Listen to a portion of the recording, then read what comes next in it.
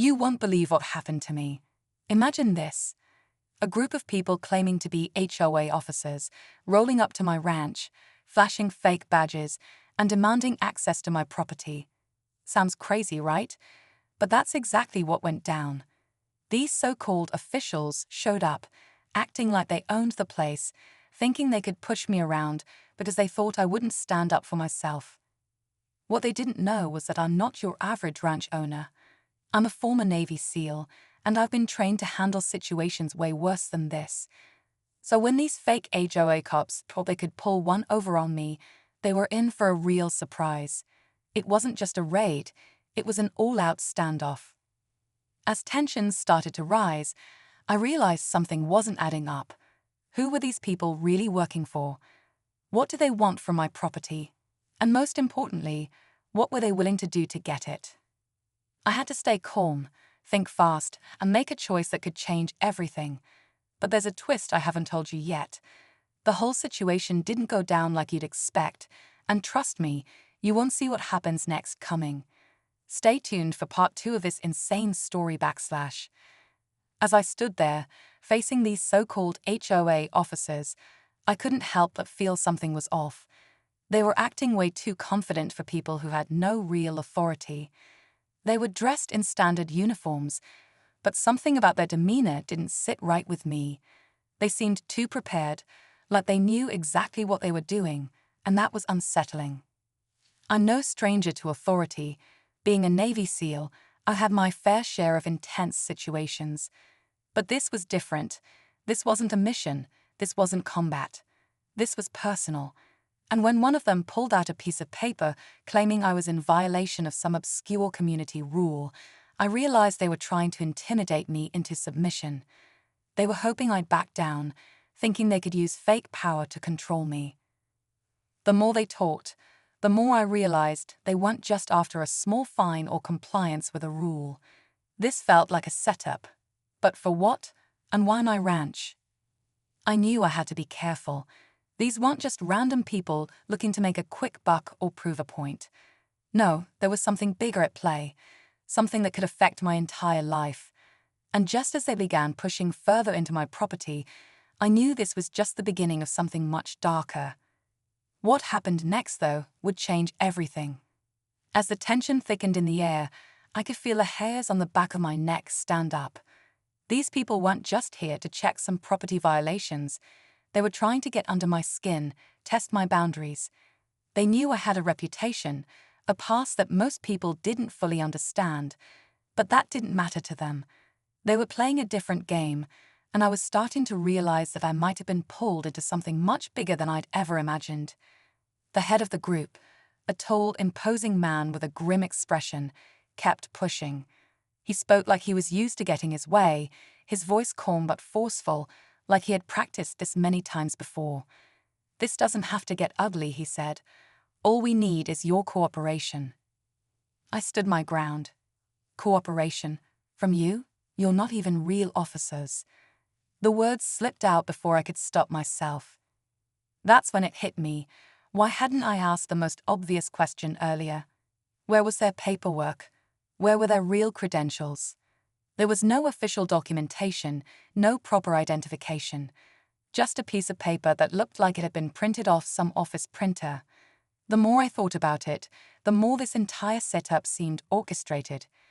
Just as I was about to call their bluff, one of the others in the group, a younger woman with a clipboard, suddenly looked around nervously, as if she was waiting for something. Or someone. My gut told me there was more to this than I realized, and I wasn't going to play their game without knowing the whole truth. I started scanning the area, looking for signs of any backup, anything that would explain the tension in the air, but it was too late to back down now. I needed answers. But when I tried to make a move, the woman with the clipboard stepped forward, blocking my path. "Don't make this harder than it has to be," she warned. There was something cold in her eyes, something that didn't belong on someone trying to enforce some petty community rule. This wasn't about rules. This was something darker. Just then, I caught a glimpse of a black SUV parked down the road, the engine running. Someone was watching us. My heart started pounding harder as I locked eyes with the woman blocking my path. There was something about her, something unsettling that made the hairs on the back of my neck prickle. She wasn't just part of some fake HOA enforcement team. She was in this for something bigger, something more dangerous. And the SUV parked down the road, its engine rumbling like a quiet threat, confirmed my worst fears. We weren't alone.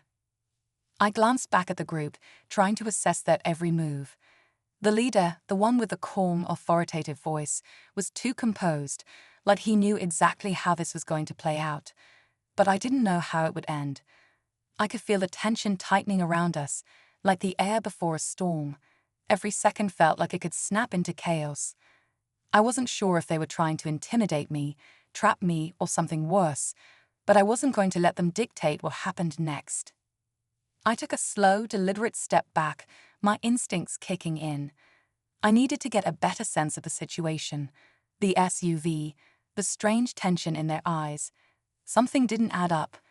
My gut was screaming that I had to stay one step ahead, but I also couldn't afford to make a wrong move. "Why don't we just talk this out?" I said, trying to keep my voice steady. The leader raised an eyebrow, clearly not expecting the shift in approach.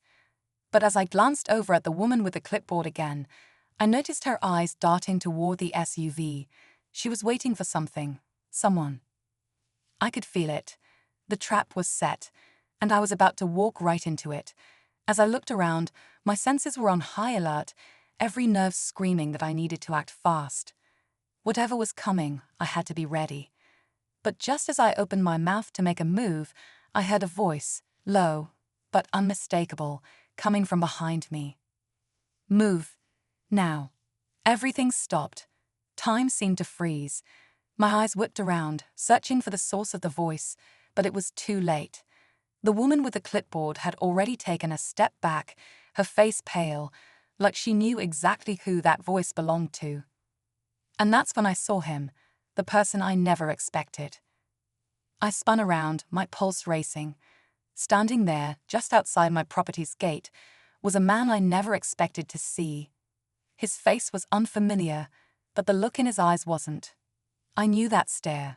It was the same cold, calculated expression I'd seen in countless situations in the military, a look that meant business. This wasn't just some random person.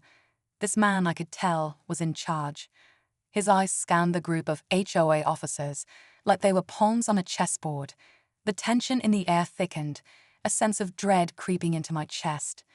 Something told me this wasn't just an intimidation tactic anymore, it was a setup. The leader of the group, who had been in charge until now, seemed to shrink a little as the man stepped closer. "You're late," the leader muttered under his breath, but I could hear the nervousness in his voice.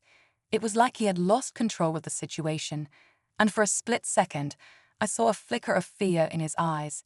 That told me everything. This wasn't about HOA rules. This wasn't about property violations. Whatever was happening here had just escalated to a level I wasn't prepared for. The new guy didn't even acknowledge the leader. He just turned his cold gaze on me. "You've been a problem for a while now," he said, his voice low and dangerous, like he had been waiting for this moment for a long time. "But you don't know the half of it." I felt the blood drain from my face. What was he talking about? What do you mean by problem? My mind raced, trying to piece together the puzzle. Why was I being targeted like this? It was starting to feel like I had been unknowingly pulled into something much bigger than I could have imagined. And then, as if on cue, the black SUV that had been idling down the road suddenly roared to life. It sped down the dirt driveway toward us, kicking up dust and gravel in its wake. My instincts kicked in. This wasn't just a negotiation anymore. This was turning into a standoff. I could feel the trap tightening, and I wasn't sure how long I could keep my cool before everything came crushing down. But one thing was certain, whatever this man had planned, it was far from over. The SUV screeched to a halt just a few feet away from us, and the door flew open. Two more figures stepped out, dressed in tactical gear, their faces hidden behind dark sunglasses. My instincts were screaming at me to act, but I held my ground, sizing up the situation. The man in charge, the one who had just arrived, gave a subtle nod, and the two tactical figures moved toward the others. It was like watching a well-rehearsed drill. I tried to stay calm, my Navy SEAL training kicking in. I'd been in tight spots before, but this felt different. This wasn't just a random power play. This was organized. This was personal. The leader of the HOA group, clearly no longer in control, turned to me with a frantic look. "You don't understand, okay? We didn't have a choice." His voice cracked, and for the first time, I saw real fear in his eyes. Before I could respond, the man who had stepped out of the SUV, still cold and detached, finally spoke again. "You're right, you didn't have a choice, but he did." The words hit me like a punch to the gut. "Who?" I asked, trying to keep my voice steady. I had no idea who he was, but it was clear that this was the moment everything hinged on. The man's lips curled into a slow smile, one that made the hairs on the back of my neck stand up. "Your old friend." At that moment, my blood ran cold. I wasn't sure how, but I had a sinking feeling I knew exactly who he meant. The man I thought had vanished from my life years ago, the one I'd left behind in a past I'd worked hard to bury. My old unit commander. But how could he be involved in all of this? The memories rushed back, missions, operations, and decisions that were meant to stay buried. How had I been dragged into this, and why? Suddenly, a voice rang out from behind me, familiar, but not one I'd ever expected to hear again. "Don't listen to him, Jax." I turned sharply. Standing there, right behind me, was a face I never thought I'd see again. My former commander, grinning like it was just another day at the office. "Surprised to see me, Jax?" he asked, his tone casual, but there was something menacing about it. This little charade, this whole game, it was never about the HOA or you or your ranch. It's about something much bigger. I didn't know whether to be angry, confused, or terrified. My mind was racing, but one thing was clear: this wasn't over. The game had changed, and I was now caught in the middle of a battle I hadn't signed up for. What did my old commander want? What was really at stake here? I opened my mouth to say something, but before I could get the words out, a loud crash echoed in the distance, followed by the unmistakable sound of approaching sirens. Everything froze. I could hear the distant hum of helicopters now, like a storm was closing in. This had just gone from bad to worse, and I had no idea who was coming for us next. And just like that, my past and present collided in the most unexpected way. The sirens grew louder, and the helicopters above cast shadows over the land. I stood there, torn between the past I thought I'd left behind and the present nightmare that was unfolding right in front of me. My old commander's smirk faded slightly as he turned toward the incoming noise. "You're not the only one with connections, Jax," he said, his voice colder now. "But this is far from over. You think you've won? Just wait." Before he could say more, a flash of blue lights illuminated the horizon as local law enforcement stormed in. The tactical men scattered, realizing their plan had just been derailed. The tables had turned. In the chaos, my former commander's smile finally slipped. He wasn't prepared for the law to show up. He wasn't prepared for me to be more than just a target. As he was taken into custody, the mystery of the fake HOA officers unraveled. This wasn't about property disputes at all. It was a front for something far darker. As the dust settled, I looked around at the wreckage of what could have been a deadly game. I'd survived, but it wasn't just about surviving. It was about taking control of my life again. The ranch was safe, and so was I, but the shadows of my past would always be lurking, waiting for their next move.